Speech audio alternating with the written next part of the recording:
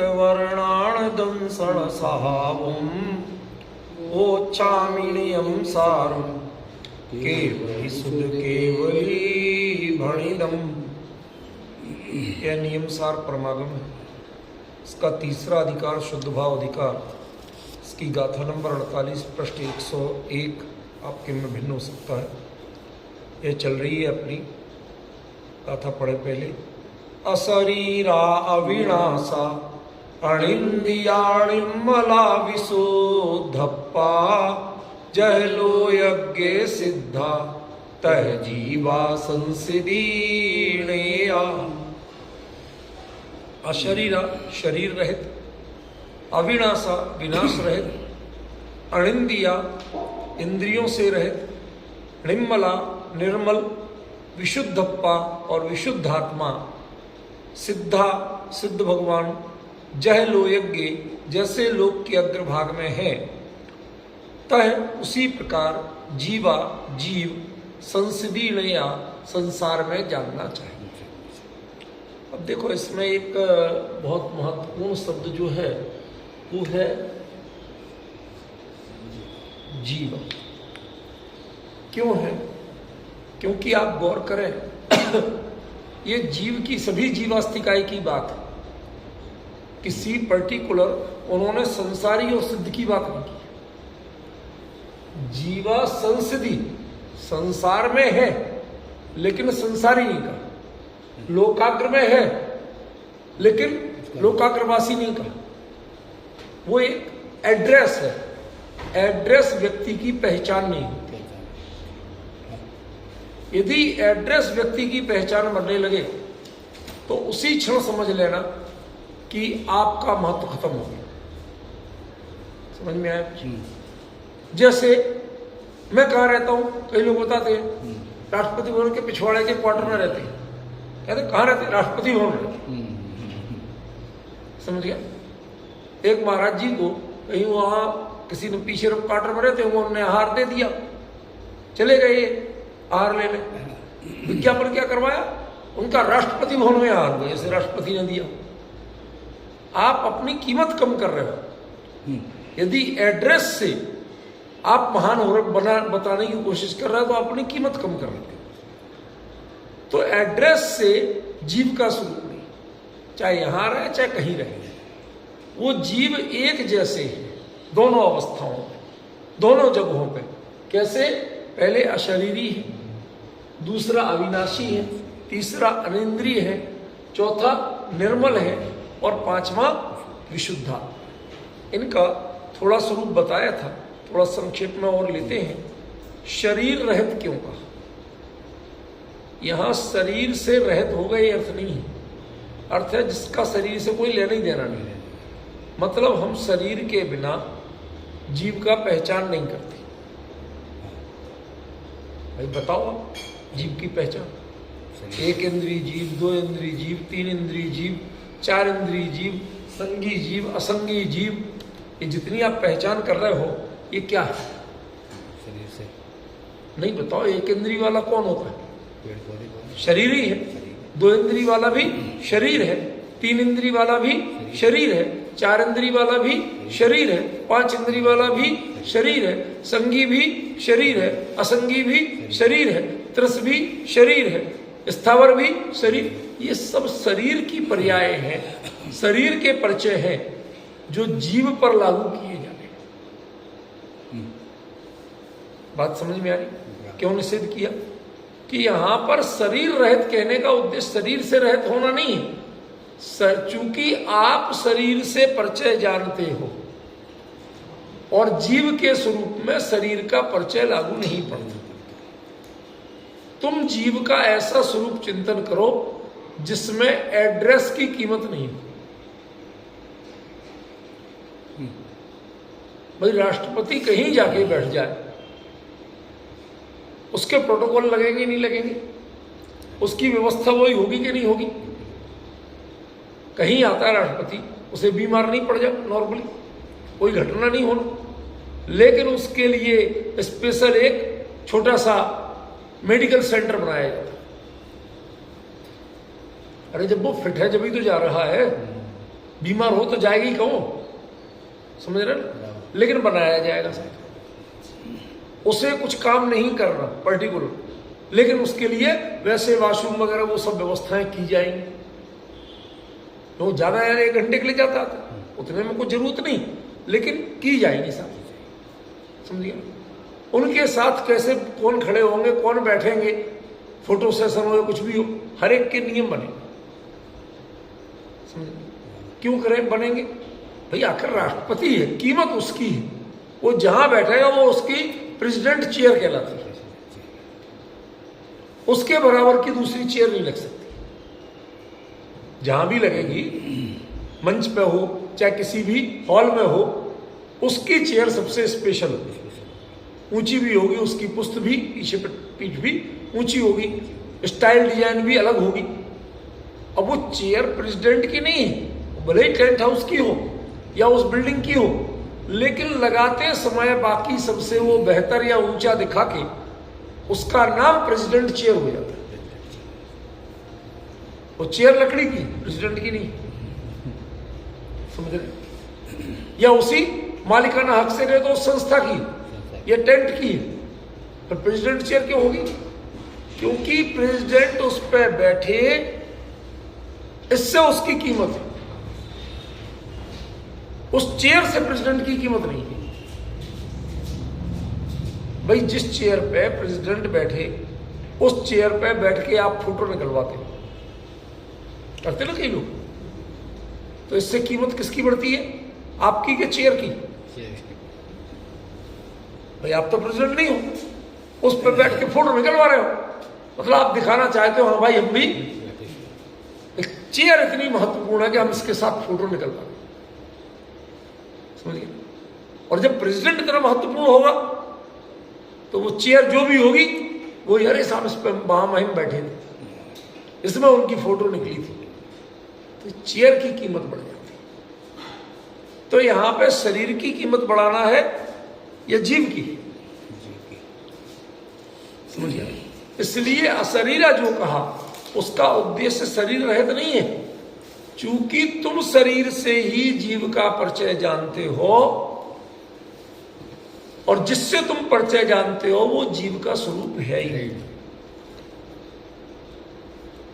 Clear हुआ? 48 में क्या था भाई साहब, ठीक है ना? पॉइंट समझ में आया कि नहीं आया? संसारी जीव का परिचय शरीर से जानते हैं। धर्म के ग्रंथ भी जीव का परिचय ज्यादातर शरीर से ही देते हैं, कि नहीं देते? चाहे त्रयस्थावर हो, एक इंद्रिय आदि हो, ये सब परिचय किससे है? शरीर से। आत्मा, एक इंद्रिय पना आत्मा का गुण तो है नहीं, न त्रस आत्मा का गुण है, हो तो बताओ भाई। ज्ञान दर्शन से परिचय दिया जाए, उपयोगो लक्षणम कहा जाए, तो हमें लगता है कि हाँ जीव की बात कर रहे हो, लेकिन परिभाषा तो आप बना देते हो, लक्षण तो बना देते हो, लेकिन जीवों का परिचय, कि जीव कितने प्रकार के होते हैं, बताओ कितने प्रकार के होते हैं भाई साहब? जितने प्रकार बताओगे वो शरीर के प्रकार बताओगे, जीव के प्रकार तुम बता ही नहीं सकते, समझिएगा। ये समस्या है। इसलिए कहा कि चूंकि संसार के जीव का परिचय शरीर के बिना नहीं जानते, और तुम्हें शरीर की चिंतन करके जीव का विचार करना बंद करना है। सल्लेखना नहीं ना, सब शरीर तो लगा हुआ तो लगा रहेगा, तुम्हारा स्वरूप ही नहीं, जीव का स्वरूप ही नहीं, जीव में शरीर है ही नहीं, शरीर में जीव है ही नहीं। जब तक इसकी पराधीनता का विचार करोगे तब तक तुम्हें इसकी समस्याएं ख्याल आएंगी। जैसे आप लोग कहीं घूमने जाते हैं, वहां की मौज मस्ती करते हैं, और जो ही लौटने को फ्लाइट में बैठते हैं, भाई साहब को तुरंत अरे फला काम बाकी था, फला काम बाकी था, इधर पे ये करना, उधर उसको वो, सब ख्याल आने लगते, समझिए। तो जब जब आप इसका चिंतन करोगे तो सल्लेख ना तो क्या होगी, संकलेश ना हो जाएगी, बुझ गई नहीं होगी भाई। कहते साहब इसमें ऐसा हो गया तो हो गया, अरे साहब वहां पर तो हमें ऑफिस में नोटिस मिल गया, जाके देखेंगे वहां, अभी टूर क्यों खराब करा कहते कहते। तो ऐसे ही जीव को शरीर का चिंतन संलेखना की स्थिति में करनी हो। शरीर होता भी है, जीव शरीर में रहता भी है, कुछ विचार नहीं। दूसरा, जब शरीर का नहीं होगा तो विनाश अपने आप खत्म हो जाए, क्योंकि विनाश किसका होता है? शरीर के। आत्मा का तो विनाश होता नहीं। होता हो तो बताओ, बताओ होता हो। मैं एक रोचक बात कहता हूं, आपको शायद अच्छी लगे, शायद सब इसलिए बोल रहा हूं कि भाई अपने अपना चिंतन है।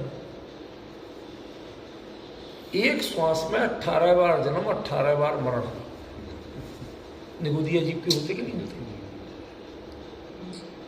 ये क्या बताता है? विनाश बताता है या अविनाश बताता है? भाई 18 बार जन्म, 18 बार मरण, ये विनाश बताता है? कुछ नहीं है, ये आपके देखने के दृष्टिकोण का अंतर है। जब वो एक बार मर गया था, विनाश हो गया था, तो 18 बार कहा कैसे आप? इतना दुख होता है। नहीं नहीं नहीं, मैं जो बता रहा हूं, आप पॉइंट को पकड़ने की कोशिश कीजिए भाई साहब, इग्नोर मत करिए कि आपने 18 बार जन्म मरण एक श्वास में, हम सब मानते हैं आपको, लेकिन जब वो एक बार मर गया था तो उसका 18 दूसरी बार जन्म मरण हुआ कैसे? इसका मतलब वो जब 18 बार जन्म मरण कह रहे हो, मतलब वो अविनाशी है। कुछ और मरा है, जीव नहीं मरा। जीव मरा होता तो 18 बार जन्म मरण नहीं कह सकते। देह का भी मतलब मैं वो संयोग का वियोग हुआ है, संयोग कोई जीव थोड़ी है। इसीलिए तो अशरीर, पहला विशेषण अशरीर दिया। जब वो शरीर या देह जीव है ही नहीं, ये मान लिया, तो अब तुम विनाश का चिंतन कैसे करते? जो भजन आता है, अब हम अमर भये न मरे, ये क्या है? देह विनाशी पुद्गल की काया। जो विनाशी है वो कौन है? क्यों कर देह धरेंगे अब हम जन्म अमर भये न। ये जो चिंतन है, ये इसी पॉइंट पे समझिए। वो सब संलेखना के भजन है। विचार करें, यदि आपने विनाश का चिंतन किया, भय रखा, तो संलेखना होगी कैसे? सत का लेखन कहां होगा? फिर तो असत का लेखन होगा। दिमाग कहां घूमे? कहां घूमेगा दिमाग? शरीर पे जाएगा। अब तो टेंशन नहीं रहे। तो ये जो टेंशन हटाने के लिए दूसरा विशेषण दिया अविनाश। तीसरा अनिंद्रिय। एक है अतीन्द्रिय और एक है अनिंद्रिय। कुछ अंतर समझ में आ रहा है? अतीन्द्रिय माने इंद्रिय होते हुए भी मैं उनका यूज नहीं करूं।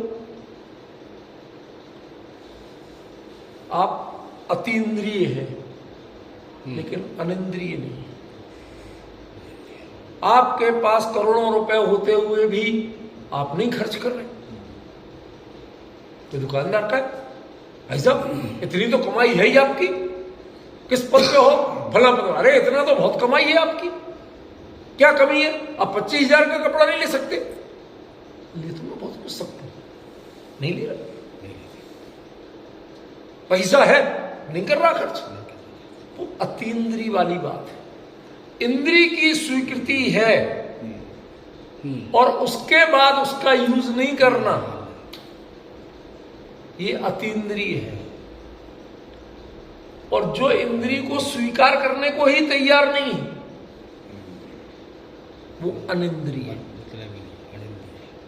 दोनों चीजों में फर्क है, दोनों एक ही चीज नहीं। आप जब बोलते हैं तो बोलते क्या हो? मैं मुंह से बोलता नहीं, मैं आंख से देखता नहीं, मैं कान से सुनता नहीं। ये बताने के लिए मैं मुंह से बोलता नहीं, ये बताने के लिए उपयोग आपने किसका किया? डिफरेंस बता। ये अतीन्द्रिय वाला तो कर सकता है, लेकिन अनिंद्रिय वाला नहीं कर सकता। वो कहेगा मेरे है ही नहीं तो यूज किसको करूं? डिफरेंस समझ रहे? जब वो चीज मेरे है ही नहीं, मेरा स्वरूप ही नहीं, तो मैं यूज किसको करूं? ऐसे समझना कल्पना के रूप में कि किसी व्यक्ति की देह छूटी, देह छोड़ के अब वो ऊपर विदेही है फॉर द टाइम भी, कुछ समय के लिए तो सभी होते, वो विदेही सा है। अब वो देख रहा कि लोग बाग कैसे कैसे, कोई चूड़ी फोड़ रहा, कोई माथा फोड़ रहा, कोई अर्थी बांध रहा, कुछ कर रहा। किसी ने गांठ लगाई जोर से, तो वो कहे अरे हाथ दब रहा है भाई थोड़ा सा। जब तक अतीन्द्रिय होगा तो ये विकल्प आएगा, और जब अपनी हैसियत देखेगा मेरा कहा ये कहा मैं कहा, चल भैया अपने चल खुश रहो घर आपने रेण भाई ये देश। ये सब जो कहते थे तुम्हारे लिए रो रहे थे, चूड़ी फोड़ रहे थे, माथा फोड़ रहे थे, सब अपने स्वार्थ की बातें फॉर्मेलिटियां कर रहे थे। बांधते समय जरा भी रहम नहीं आया। सूखी घास पे बांधा, गद्दा तक नहीं बिछाया। समझ रहे? मैं ये नहीं कहना चाहता हूं गद्दा बिछाना चाहिए, मैं वो उल्टा अर्थ मत लेना। मैं जो उस व्यक्ति के नजरिए से कि जब ये कोई है ही नहीं, किसके मुंह में पड़ा है तू? समझ रहे? ना इनने उसको अपनाया और ना इन्होंने खड़े कर तेरे लिए, इन्हें परवाही नहीं। तो वो उसका विमुख हो गए कि ये जाए भाड़ में, अपना जिन्हें जो करना होने दो, अपन तो चलो अपनी यात्रा पे अपने ठिकाने पे चलते हैं। ये जो अंतर है, ये अंतर क्या बताता है? ये अंतर विवेक को बताता है या अविवेक को? विवेक। एक चीज बताओ बहुत छोटी सी, आप लोगों ने जिनके कोई पूर्वज या कोई रिश्तेदार है जो जिनकी देह पूरी हुई हो, वो व्यंतरादि बनते हैं तो आपको बड़ी जल्दी खबर आ जाती है, पता चल जाता है। किसी को देखने लगते, किसी को कुछ हो, कहीं ना कहीं फीलिंग्स में कुछ ना कुछ घटनाक्रम आ जाता। लेकिन वैमानिक आदि बनते हैं तो क्यों नहीं होता? नहीं, हमें एकदम से ऐसा उत्तर नहीं देना चाहिए। कुछ चीजों के तथ्य जानो। मैं तथ्य की बात करता हूं, बिना तथ्य से बात नहीं करता। जो इसकी व्यंतरादि की आयु है, उसकी तुलना में वैमानिकों की आयु बहुत ज्यादा होती है। ठीक है? और उनके चर्या तो अपनी सहज होती है। जैसे आपका एक दिन उनके लिए वो कहो 1 सेकंड जितना है। अब वो अपने उत्पाद सैया पे शरीर पूरा हुआ, उसके बाद उनको पहले एक ही विकल्प आता है, अकृत्रिम चैत्यालय की वंदना करें। जो पहले विमान में पहले उनकी वंदना करेंगे, फिर उसके बाद में अगले पे जाएंगे। समझ गया? जैसे कोई बड़े पद पे पहुंचा तो सबसे पहले उस पद की सुविधाएं ख्याल में आती, वो लिस्ट मंगाता, इस पद पे क्या क्या मिल सकता है ये बताओ, मुझे क्या क्या जिम्मेवारी निभाना है ये नहीं पूछता। मुझे बंगला कितना बड़ा मिलना चाहिए, मुझे गाड़ी ड्राइवर कितने मिलना चाहिए, नौकर चाकर कितने मिलना चाहिए, समझ में है ना? मुझे छुट्टियां, देश विदेश जाने के अधिकार, किस क्लास में चल सकता हूं, सब ये पूछता। समझ गया? लेकिन वैमानिक देव ये सब नहीं देखते। अकृत्रिम चैत्यालय की एक वंदना की तो उनके अवधि ज्ञान में आता है तो पता नहीं कितने अकृत्रिम चैत्यालय हैं। क्षमता में कमी है नहीं, चलो भाई कराते। जब तीर्थ वंदना को निकले ही है तो कंजूसी क्या, कहीं रिपोर्ट तो करना नहीं, छुट्टी किसी से लेना नहीं, खाने पीने की चिंता है नहीं, चल दी। अब वो जब सारे अकृत्रिम चैत्यालयों की वंदना कर करा के भावपूर्वक जब तक लौटेंगे, यहां पर 5-7 पीढ़ियां बीत गई होंगी। अब विकल्प आए भी तो कौन किस गति में है, कहां ढूंढते फिरो, किससे कहें, किसको दिखे, ये इसलिए वैमानिक आदि जो उच्च देव हैं उनके आने की बात कभी नहीं मिलेगी। भवनत्र के देवों की ही बात मिलेगी, क्योंकि भवनत्र के देव जन्म से नियम से मिथ्या दृष्टि ही होती, उनकी देह और संयोगों में आसक्ति होती है। भाई जब बात सुनिए, किसमें? देह और संयोगी पदार्थों में आसक्ति होती है, उन्हें ख्याल में ही वो रहता है। इसलिए और सम्यक त्वचा, ये सूत्र बताता है तत्वार्थ सूत्र का कि सम्यक दर्शन यह गारंटेड कारण है देवगति का। सम्यक दृष्टि जीव मरेगा तो वैमानिक देव ही होगा। समझिएगा ना? पहले आयु बंधु कोई मनुष्य आयु आदि नहीं हो गया हो तो नरक और त्रिंच में तो जाएगा नहीं। ख्याल में गारंटी से क्या होगा? वैमानिक देव। वो जो सम्यक दृष्टि है उसको वीतरागी देव शास्त्र गुरु के अलावा और क्या समझ में आएगा? और कुछ चीजें रुचेंगी, सुहाएंगी? नहीं सुहाएंगी तो वो क्या करेगा भैया जरा बताना। कृत्रिम चैतन्य मतलब अब जब तक वो कर करा के यदि कदाचित रागवश विकल्प आया भी तो जब मुड़ के देखोगे तो यहां कुछ पाओगे ही। जैसे किसी थिएटर में किसी का नाटक चल रहा, वो नाटक करते समय जो भीड़ थी, जो तालियां थी, सब बहुत अच्छा लग रहा। अब 2 दिन आके उसी थिएटर को देखता, कहीं कुर्सियां उल्टी पड़ी है, कहीं कुत्ता बैठा है। अब क्या करे उस थिएटर का? भाई साहब पहले तो जब हम आए थे तो हमें टिकट लेने के लिए इतने पैसे खर्च किए, इतने धक्के खाए, लाठियां खाई जब तो घुस पाए। अब मायावी जी बहुत स्मार्ट है, इनका डिपार्टमेंट स्मार्ट है। कहते भाई साहब बस ज्यादा नहीं, 2 जनवरी तक की टिकट की, 3 जनवरी का ले लो जितने चाहिए।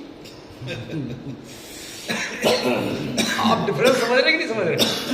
जब डिमांड खत्म हो जाए तो उसको देख के जान के करें क्या? इंटरेस्ट ही खत्म। भाई साहब क्या करेंगे जब छुट्टी खत्म होगी?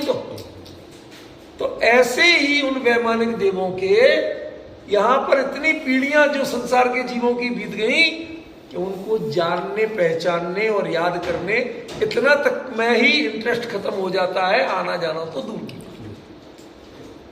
और व्यंतरादि के कई एक तो आयु छोटी और दूसरे उनके जो कृत्रिम चैत्यालय आदि होते हैं उनमें उनका माथा टेकना होता है, ज्यादा रुचि नहीं होती। दिमाग तो मिथ्या दृष्टि होने के कारण संसार के कामों पर लगा, सबसे पहले वही देखते हैं। समझ में? जैसे कोई व्यंग्य करता है कि सबको कीमती जूता पहन के आए मंदिर, तो वो भगवान के दर सामने खड़े होकर हाथ जोड़ता है वहां, लेकिन देखता है वहां तो कीमत किसकी है? अरे भैया भगवान तो यही मिलेंगे, वो तो कहीं चला गया तो अभी जेब कट जाएगी, नुकसान हो जाएगा। दिमाग का ऐसे वो भवनत्र के देव दर्शन करते हैं, उनके यहां भी कृत्रिम चैत्यालय होते हैं, वो आपको बताते सबसे ज्यादा होते हैं। भवनवासियों के भवनों में जितने कृत्रिम चैत्यालय हैं इतने व्यंतर ज्योतिषियों के नहीं है, और जितने इनके हैं उससे कम वैमानिकों के हैं, सबसे कम है वैमानिकों में। उसके बावजूद वो ज्यादा रमते हैं, सब अंतर देखो। और जिनके सबसे ज्यादा है फिर भी वो फॉर्मेलिटी ही करते हैं। समझ गए? हम जब जाते हैं कहीं 24 पूरी हो तो कितने लोग हैं कि जो 24 को ढोक देते हो। भाई सब शांत मन से, नाराजगी की कोई बात नहीं। हम जाया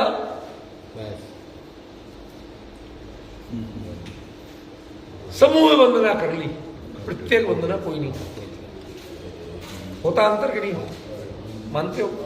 यही बात बताना चाहता हूं मैं कि जब आपकी उस कार्य में रुचि ही नहीं है, वो कार्य हो जाता है औपचारिकता और दिमाग लगा रहता है संसारी जीव, तो वो आते हैं, वो भटकते हैं, वो भटकाते भी हैं। इसलिए आचार्य ने कहा कि भैया तुम्हें ऐसी गति होनी नहीं चाहिए, तो पहले अशरीरा, उसके बाद अविनाशा। ये विनाश मिलता और छूटता क्या है? संयोग, स्वभाव ना मिलता है ना छूटता है। अनिंद्रिया, इंद्रियों से जानना, इंद्रियों का एड्रेस लेना, कोई 4 इंद्रिय जीव हो, 3 इंद्रिय जीव हो, तो उसे चश्मा चाहिए? क्या चाहिए? चश्मा चाहिए? क्यों नहीं चाहिए? नहीं। आंखें ही नहीं, तो उसे विकल्प आएगा कि मैं काय से देखूं, ये चश्मा किस काम आता है, पूछने का भाव आएगा? क्यों नहीं आएगा? जिसका जो चीज ही नहीं तो उसका, ऐसे इंद्रियां मेरा स्वरूप नहीं, तो इंद्रियों से जानने का विकल्प नहीं आना चाहिए। एक सज्जन बोले, राजकुमार जी अगर जरा अच्छा लगेगा प्रैक्टिकल सी बात बताता हूं। क्या है प्रैक्टिकल बात?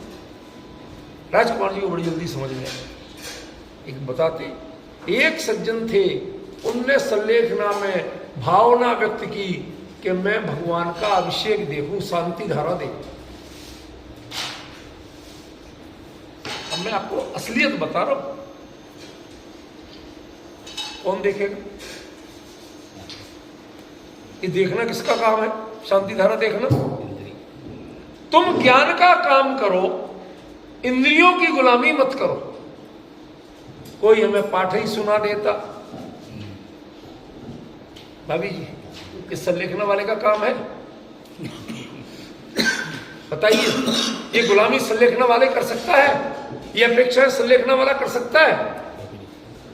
लोग सुनाए वो बात दूसरी है। तुझे अपने आप में सावधान रहना है, अपना गुरु स्वयं बनना है। ये क्या सुना रहा है उसका अवलंबन नहीं लेना, उससे तुम्हें सावधान नहीं हो।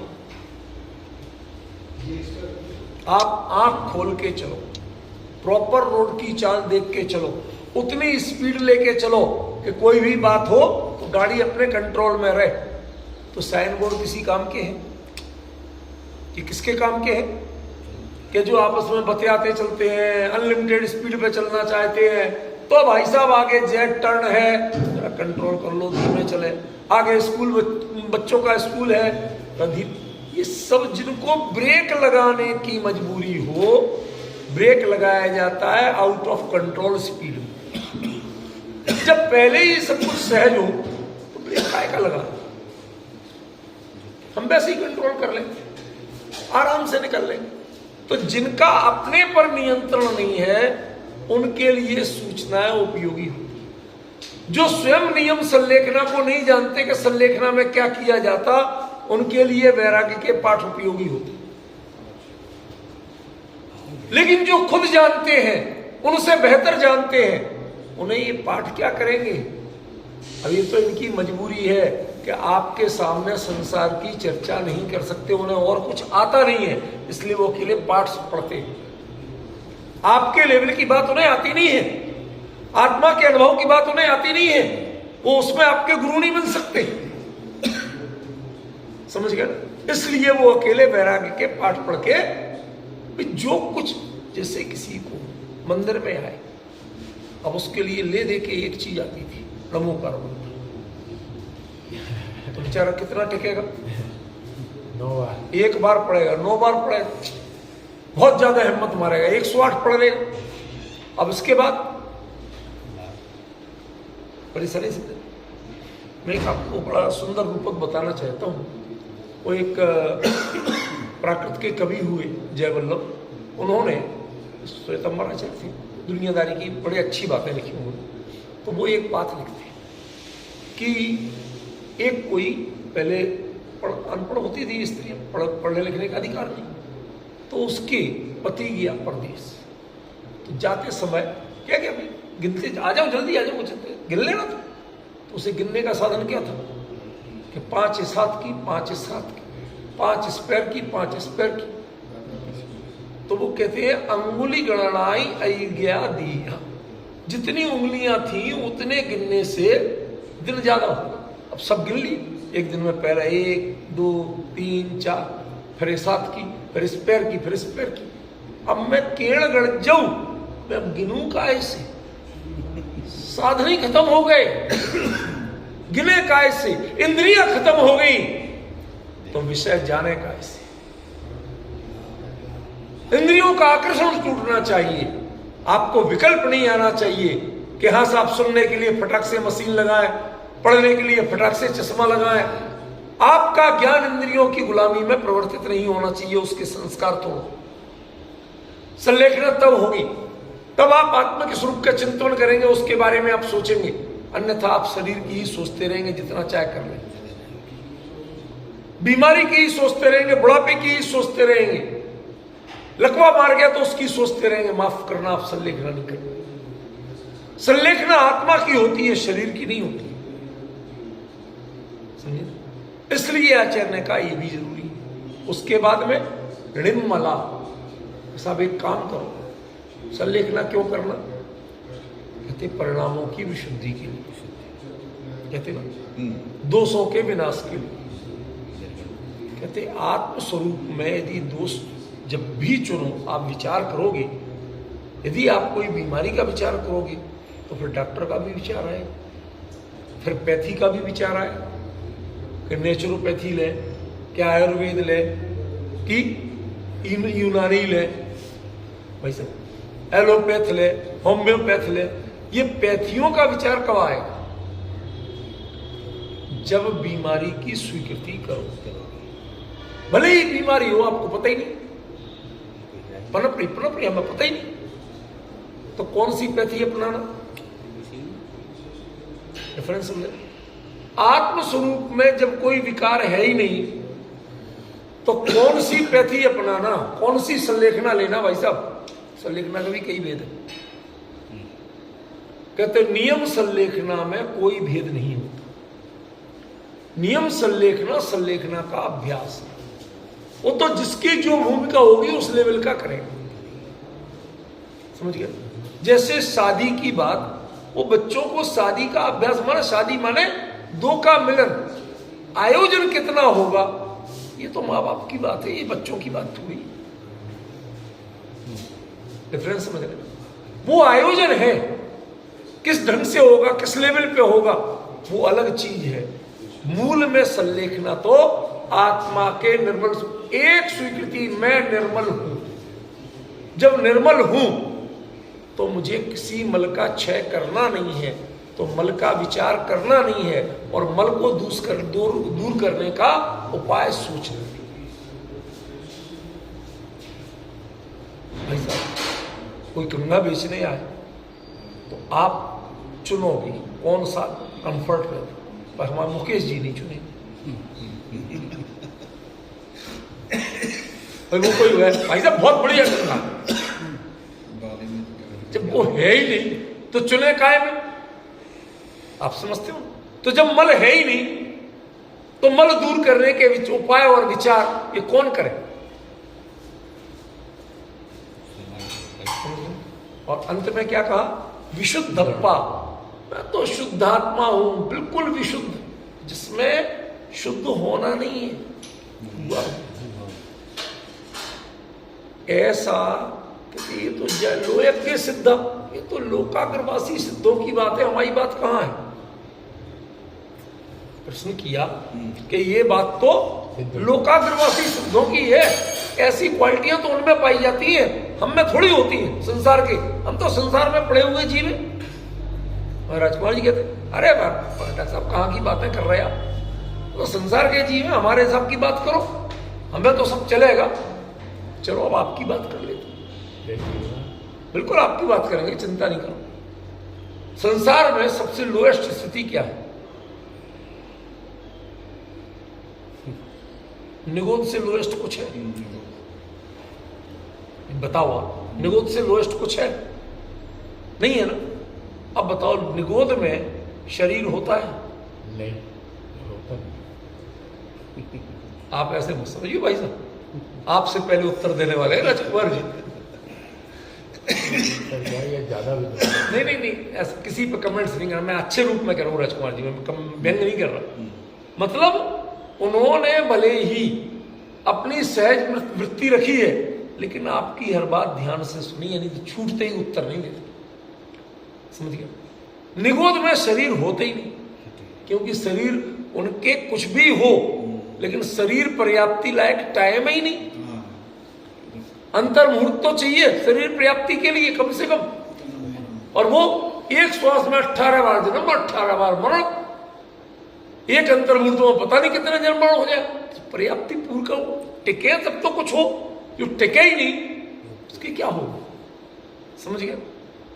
तो बताइए, आप तो सारे कर्म थे लेकिन तब भी अशरीरी थी कि नहीं थी? अनादिकाल से आपका जो संसार में जितनी आयु बीती, जितना समय बीता, उसमें अधिकांश कैसे रहे आप? अशरीरी के सशरीरी? अशरीरी रहे।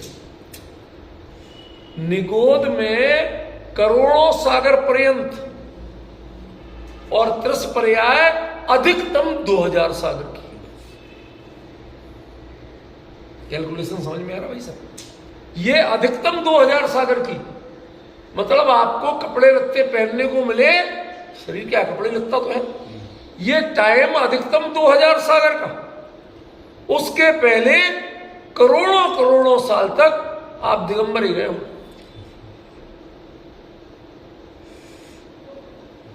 समझ गए? जैसे श्वेतांबरों का इतिहास 2000 साल से ज्यादा पुराना नहीं है, ऐसे ही शरीर का इतिहास भी इस जीव के साथ 2000 साल से ज्यादा पुराना नहीं। ओरिजिनल कैसे थे? या शरीर है, ठीक है। और दूसरा अविनाशा का उत्तर तो अभी मैंने दिया था कि 18 बार जन्म मरण कैसे होता है? यदि विनाश होता है तो एक बार मर गया तो दोबारा कैसे? मुर्दे को मारोगे? इसका मतलब मैं नहीं मरा था। वो 18 बार जन्म मरण क्या बताता है? कि जीव अविनाशी है, जीव विनाशी नहीं है। विनाशी होता तो 18 जन्म मरण कहीं नहीं जा सकते थे एक श्वास। ये कुछ और है, वो असल में मरण नहीं है, वो विनाश नहीं, ठीक है। फिर इंद्रिय, तो देखो इंद्रियों की भी संज्ञा हो। संज्ञा मीन्स नाउन नहीं कह रहा हूं। जैसे आहार, भय, मैथुन, परिग्रह, संज्ञा मतलब उस तत्संबंधी इच्छा। समझ गए? तो जिसके जो इंद्रिय होगी उसी संबंधी इच्छा होगी, कि जो नहीं होगी उस संबंधी इच्छा होगी। समझ रहे? जो इंद्रिय होगी ही नहीं, तत्संबंधी इच्छा कहां से होगी? नहीं होगी ना। अब निगोदिया के लिए किस इंद्रिय संबंधी संज्ञा होगी?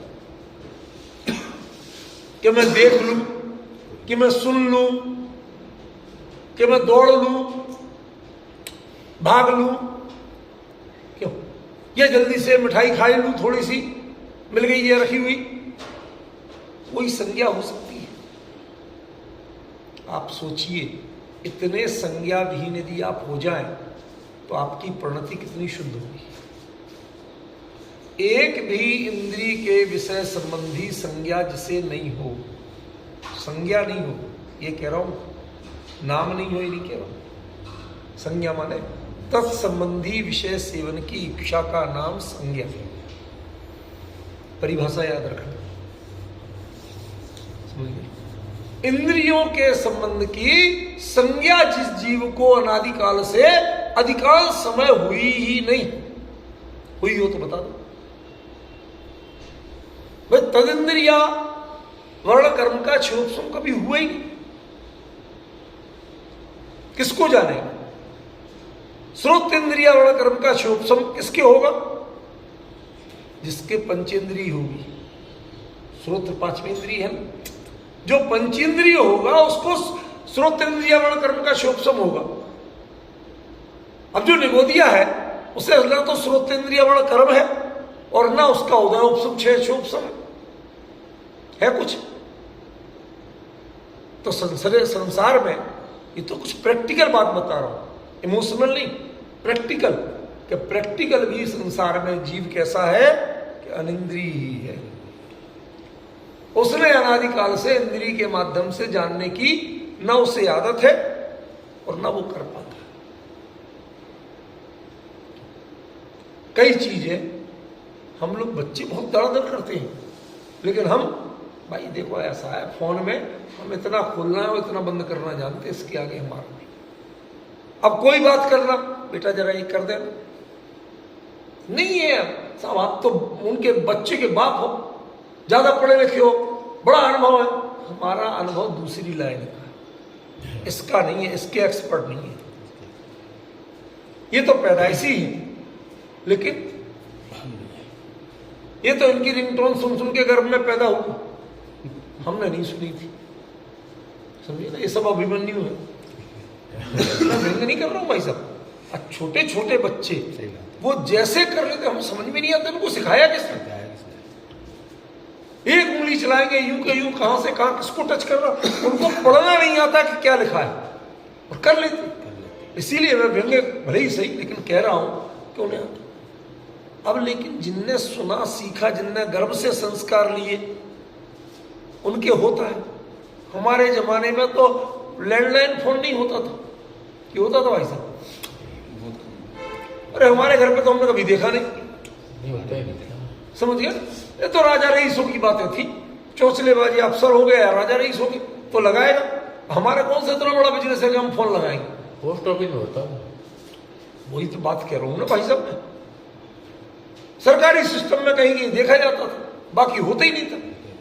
हमें तो जिनके लैंडलाइन फोन नहीं रहा, उनको तुम इसको खेलने की बात करते हो, क्या खेलेंगे? ऐसे ही अनादिकाल से इस जीव के पांचों इंद्रियों का संज्ञा रूप भाव नहीं रहा, तो बताओ अनिंद्रिय हुए कि नहीं हुए? ये तो अब आके आपने नई नई चीजें सीखी है, जो मनुष्यगत की उपलब्धियां है ना, इन निगोदिया से बहुत बदतर स्थिति में हो। शब्दों को क्षमा करना, निगोदिया जीव के लिए इंद्रिय संबंधी संज्ञा नहीं होती, और आपको पांचों इंद्रिय और मन सबकी संज्ञा होती। ये सपने काय से दिखाई देते? सपने काय से दिखाई देते? आंखों से कि मन से? मन से। इसका मतलब जो असंगी है उन्हें सपने नहीं आते। ये हुआ कि नहीं हुआ? असंगी जीव को सपने नहीं आएंगे। क्यों? मन संबंधी संज्ञा है ही नहीं, सपने होंगे कैसे? डिफरेंस क्या? तो ये इनकी संज्ञाएं बढ़ना, ये नरभव की हार है, ये जीत नहीं है। इसको उपलब्धि मत समझ। सारे जीवन तू करता रहा, अब एक बार संसार में रह के भी सिद्ध जैसा बन जा।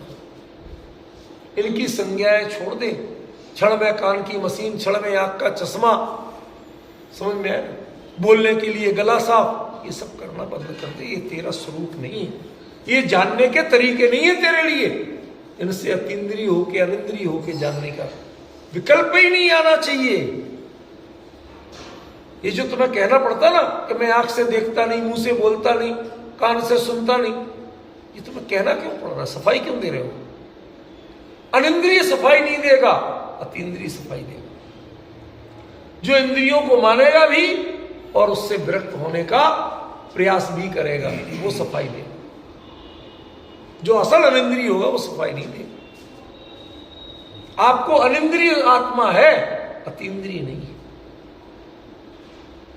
अभी आप अच्छों से पूछो तो वो अतीन्द्रिय और अनिंद्रिय में अंतर नहीं बता सकते। ख्याल में? फिर उसके बाद में रिम्मला, मल रहित। सारे प्रयास किसके लिए करना? मल रहित होने के। लेकिन जिसके मल है ही नहीं, हम मल क्या होता है जानते ही नहीं। क्यों भाई साहब? वो दफा 302 को किस दफा में बदल दिया गया? क्या लेना देना है? भाई साहब गलत एड्रेस पे हो आप। किसी और से पूछो जिनको इनका लेना देना हो, जिनको फर्क पड़ता हो। या तो वकील बताएंगे या अपराधी बताएंगे। वो सोच समझ के अपराध करना उन्हें, और या उन्हें बचाना अपराधियों। ये दो ही जानते हैं, आम पब्लिक नहीं जानती। आप नहीं जानते हैं, ये आपकी डिस्क्वालिफिकेशन है। नहीं, मैं आपको सच कह रहा हूं। कानून की भाषा में इसके लिए जज कहता है कि ये सभ्य शहरी है, भला आदमी है, इसे कानून की धाराएं नहीं जानता, जेल के मैनुअल्स नहीं जानता, भला आदमी। भाई इससे क्यों पूछ रहे हो? कोई ये जेल गया क्या? ये जेलर है क्या? ये जेल का स्टाफ है क्या? इसका क्या लेना देना जेल से? ऐसी जिसके मन में मल से लेना देना नहीं हो। विकार कितने तरह के होते हैं, कौन कौन से होते हैं, किस गुण स्थान में किस कर्म की बंध विच्छित्ति होती है, ऐसा बताना जरा। हास्य कसाई की या नो कसाई की बंध विच्छित्ति कौन से गुण स्थान में होती है? मुझे तो नहीं पता। अरे विद्वान हो गए तुम्हें इतना नहीं आता। यही बर्बादी है। ये आपके बर्बादी के लक्षण है, आबादी के लक्षण नहीं है। आपकी नॉलेज में है क्या ये तो बताओ। क्या क्या जानते हो आप, किस किस के एक्सपर्ट हो? आपका जितने एक्सपर्टाइजेशन है ये आपकी असल क्वालिटी को बताता है। ये आपकी योग्यता को बताता है कि आपकी रुचि किन किन विषयों में थी।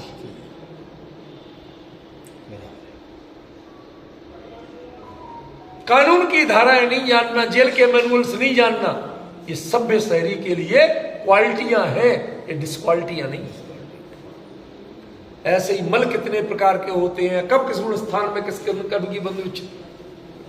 मुझे तो स्वरूप से मतलब है, हमारा काम इतने से चल रहा है, क्या लेना देना, क्या होता है क्या नहीं होता है दुनिया। अरे तुम जान लो दफा 302 को फला कर दिया गया है, 420 को फला कर दिया गया है, क्या करेंगे हम जान के। नहीं, ये रियल घटना हुई, आपको बताऊं। आजकल वो निर्देश दिए गए कि जो संविधान में ये धाराएं कानून की किताबें जो बदली गई हैं, जो कुछ किया गया, उनकी जानकारी दी। तो एक बहुत बड़े सुप्रीम कोर्ट के वकील को हमारे यहाँ बुलाया गया। उनके 2-3 घंटे का लेक्चर बोले जा रहे, दे दो ना दो। मैं आराम से बैठ के जबरदस्ती बिठाया गया। मिस्टर आप ध्यान से सुनते नहीं। मैंने कहा मेरे ऊपर आपका विषय लागू पड़ता नहीं, इसलिए ध्यान से नहीं सुनते। आप हमारे सुनने लायक विषय पे बोलो तो हम ध्यान से ही सुने। अभी पॉइंट समझ में कहते रहने तो यार, आपको कुछ कहना बेकार है, आप संस्कृत के लोग या ऐसे दर्शन के लोग, आपका लेना देना है नहीं इनसे, खाम खा में हमें लगा दिया कि जाके सुनाओ उनको। क्या करेंगे ये सुन के सीख के? इन्हें उस रास्ते कभी जाना नहीं। क्यों? जिसके दिग्व्रत हो कि मैं भारत से बाहर नहीं जाऊंगा, तो सिंगापुर की गलियों की जानकारी क्या करेगा? उसके टिकट की जानकारी लेके क्या करेगा? वीजा लगता का नहीं लगता जानकारी लेके क्या करेगा? भाई जब तेरे को जाने ही नहीं, तेरा त्याग है, तो उसका विकल्प का भी त्याग तेरे होना चाहिए। तो मुझे निर्मल होना है, मल दूर करना है, राग द्वेष दूर करना है, कहते इसके विकल्प को भी छोड़ो, सहज रहो, ज्ञानानंद स्वभाव में रहो। तुम्हारे लिए मलों का विचार और कर्मों का विचार करना तुम्हारी ड्यूटी नहीं है, तुम्हारा सिलेबस नहीं है, तुम्हारी नोटबुक में एजेंडा से बाहर होना चाहिए। विशुद्ध अप्पा, तो क्या बचा? बस निर्मल जो ज्ञान स्वरूप है वही मेरा बचा, उसके अलावा मेरे पास कोई एजेंडा नहीं बचा। ठीक है ना? ऐसा स्वरूप संसदी संसार में भी आपको ऐसे ही हो। अधिकांश जीवन संसार में आपका ऐसे ही बीता है। एक चीज बताओ, जो निगोद में जीव है कितने तरह के भाव करता है?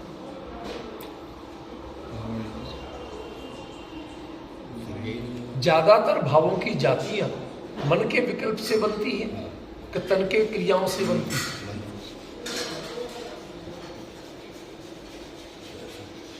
मैं एक छोटी सी बात को शांत मन से उत्तर दे दे, नाराज मत होना और दुरुपयोग मत करना। एक छोटी सी इल्ली तो समझते हो, पटा पड़ जाते, क्या बोलते हैं आप लोग, चावल वगैरह में, ठीक है? उस प्रजाति वही हुई, अब चावल में नहीं पड़ी, कहीं पड़ी। अब वो किसी उसके लिए कोई सोच नहीं, समझ नहीं, जो जीव सामने आया उसी को खा गई।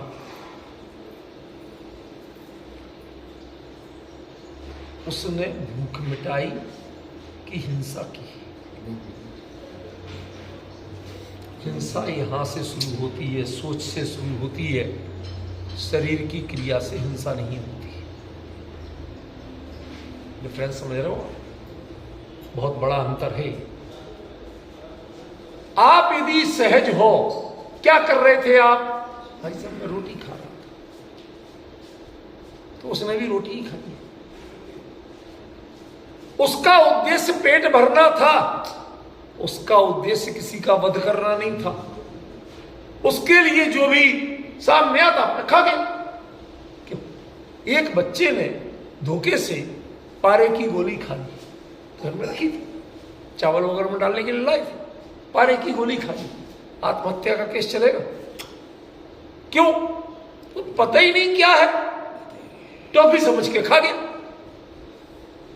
और आप यदि लोगे, खरीद के भी लाओगे, तो आप पर चलेगा। क्यों? क्योंकि आप उससे परिचित होकर इसका उपयोग आत्महत्या में हो सकता है।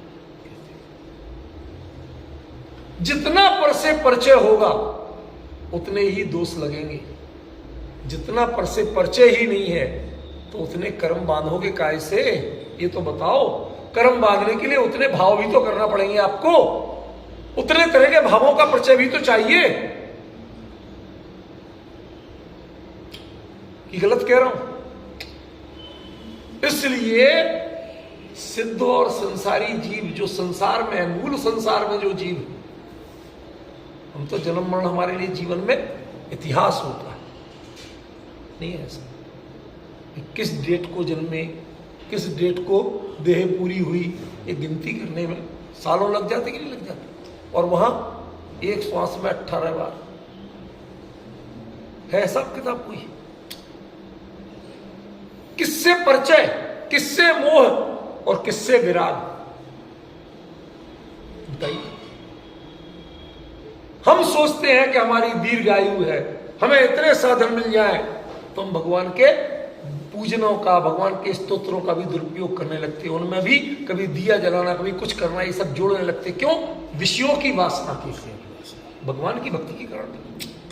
पहले से चलता था, पढ़ते थे, लेकिन उसमें वासनाएं नहीं जुड़ी। ये जो अकल में वासनाएं भर दी गई जितनी, उसके कारण ये सब चीजों का प्रयोग बढ़ गया। वरना मुनिराज भी पढ़ते हैं, वो भगवान होते हैं और वो होते हैं, उनके पास तो किताब भी नहीं, तो इसका मतलब उनका तो स्तोत्र अच्छा हुआ नहीं। हमने आडंबर कर लिए तो हमारा बेहतर हो गया। ये मिथ्या मान्यताएं जो है ना, ये दिमाग ने पैदा की है। कर्म की विविधताएं ये दिमाग ने, जो सोचने की शक्ति ने पैदा की है, हमारी तृष्णाओं ने पैदा की है। मूल चीज में ये नहीं थी। यूं तो निगोद का जीव भी काफी कुछ सिद्धों से मिलते जुलता जैसा है। वो शरीरी भी है, अविनाशी भी है। विनाश किसका? शरीर नहीं है तो विनाश किसका? समझ गए? अतीन्द्रिय भी है, इंद्रियां है ही नहीं, है? निर्मल। अब मल, राग, द्वेष, मोह, उसको विचार करने की शक्ति नहीं भले आदमी में, तो राग, द्वेष, मोह की बात क्या करोगे आप? बताओ, कह सकते हो? निगोद के जीव को किसी का हत्यारा कह सकते हो? कहते अपने को तो बचा ले। समझ रहे? विशुद्धप्पा, उसमें कौन से दोष लगाओगे, कौन से कर्म बांधोगे, उसे ये तो बताओ। ज्ञानावरणी के बंध के कारण आपने पढ़े हैं, कल्पना कर सकते हो निगोदिया जीव कौन सा ज्ञानावरण बांधेगा? किससे दर्शनावरण बांधेगा? प्रदोष, निंदो, मास्टर, अंतराय, आसादर, भगत क्या करेगा वो? समझ रहे? तो यदि आप देखोगे उस समय एक पर्याय ज्ञान के, ज्ञान ज्ञान ज्ञान के अलावा कुछ बचता ही नहीं है। क्यों? तो वो संसार में भटकता है और कैसे निकलता है, इसकी डेफिनेशन कहीं नहीं मिलती। आपने कर्मबंध की जो प्रक्रिया है और मुक्ति की प्रक्रियाएं पढ़ी है, वो सब तो संगी पंचेंद्रियों पर लागू होती है। निगोदिया जीव पर तो आप डेफिनेशन नहीं बता सकते कि उसे कोई कर्म बंधा, तो बंधा क्यों? और वो वहां से निकल के त्रसपर्याय में आया तो उन्होंने कौन सा तीर मारा था, कैसे आया? जिसके सोचने की समय नहीं, सोचने की शक्ति नहीं, वो हुआ कैसे? तो आचार्य कह रहे हैं कि प्रैक्टिकली भी देखोगे तो संसार में तुम अनादिकाल से ऐसे ही रहे। अभी हम सोचते भाई सब ठंड बहुत है, कपड़े चाहिए, क्यों? पहले जहां पर खूब बर्फ पड़ती है, दबा के बर्फ पड़ती है, वहां ये याक आदि जितने रहते हैं, ये सब रहते कि नहीं रहते? ये कौन सी ईंधन जुटाते हैं या गर्म कपड़े लाते हैं? जो कुदरती मिलते हैं सो मिलते हैं। बाल बड़े हो जाते, वो वहां की परिस्थितियों की कुदरती देन है। उनने कुछ जुटाया नहीं, उनने कोई सर्दी के लिए स्पेशल फूड आपके रेवड़ी कचौड़ी नहीं लाए। हम बदलते हैं क्योंकि हमारी ज्यादा सोचने की शक्ति है। जो प्रकृति से जीते हैं उनमें इन सबके प्रति आकर्षण नहीं होता, वो सहज रहते हैं। निगोदिया के जीवन, संसारी जीवों का अधिकांश जीवन बड़ा सहज था। हमने धीरे धीरे जितनी समझ जुड़ी, उस समझ ने हमारे कषाएं बढ़ाई, उस समझ ने हमारे विकार बढ़ाए, उस समझ ने हमारे जीवन में विकृतियां घुसाई। हमारी विकृतियों का इतिहास वो है, समझ है। इसलिए समझ का उपयोग अपने से बाहर कम से कम करो। निज चैतन्य स्वरूप के अलावा, या तो आत्मा या परमात्मा, इनके गुणों के चिंतन के अलावा जब जब समझ का उपयोग करोगे वहां विकार बढ़ेगा और कुछ नहीं बढ़ेगा। ये आचार्य यहां कह रहे हैं, तह जीवा संसिधि लेया, संसार में जीव को भी वैसे ही जानना चाहिए। तुम अपना पुराना इतिहास देखोगे, तुम्हारे पास ये सब साधन नहीं थे। आज आप हीटर के बिना नहीं बैठ सकते, एसी के बिना नहीं बैठ सकते। इसी मंदिर में जब यहाँ शुरुआत थी, राजकुमार जी सबसे पहले जुड़ा था, आज से 30 साल पहले। भाई साहब, एस्बेस्टस की चद्दरों का जरा सा कमरा था कि नहीं था? लकड़ी की छोटी सी एक बदी सी रखी थी। क्यों? उसमें 10 दिन के लिए भगवान लाए जाते थे नाई वाला से। मैं तो उस समय जुड़ा था। मैंने कहा, हम क्या भगवान वापस नहीं जाएंगे तो मैं रोज पूजा करना सीखना पड़ेगी। लो संकल्प। मैं तो तब से जुड़ा हूं यहां से। हमें क्या यहाँ के हिसाब, इतिहास और हिसाब किताब बताओगे? हमने सब देखा है, समझे। लेकिन मैं यहाँ के प्रपंचों में जुड़ता नहीं। अपने तब तो चर्चा, शास्त्र चर्चा तब भी इतनी था, आज भी उतनी है। उससे ज्यादा लेना देना नहीं। बात आती है तो साफ कहता हूं, मुझे किसी का डर नहीं हो, किसी से लालच जो है वही कहूंगा। ये लालचों ने सबसे ज्यादा पाप कराए हैं। जितने चमत्कारवाद हैं ये सब, ये आपको आशाएं जगाती हैं। कल मैं लिखा था, ये मोह कौन जो आशा जगाए उसका नाम मोह। स्नेह होना अपराध नहीं है, आशा से करना वो अपराध है, वो मोह है, वो अज्ञान है, वो मिथ्या। और बाद में नहीं होने पे खेद खिन्न होना, ये भी मोह है, ये अज्ञान है, मिथ्या। जितना हुआ हो गया। भाई साहब आए थे, मंदिर दर्शन किए, भगवान के दर्शन किए, भाव से भक्तामर पढ़ा, चाहे कोई भी स्तोत्र पढ़ा, पढ़ के चले गए। सहजता रखिए, सहजता में कृत्रिमता और आडंबर मत जोड़िए। इन आडंबरों ने ही आपके कर्म बांधे हैं, फिर सहजता ने कभी कर्म नहीं बांधे हैं। सहजता से तो कर्म छूटते हैं। ख्याल में ये विचार आचार्य ने यहाँ जो बताए हैं उस पर हम विचार करें, चिंतन करें। और इस तरह से नियम संलेखना वाला जीव ऐसा विचार करता है कि भैया संसार में भी ऐसे थे, सिद्ध में भी ऐसे ही है। ये 2 दिन की जो चांदनी लगी, इस चांदनी पे मत मोहित हो। समझ गए ना?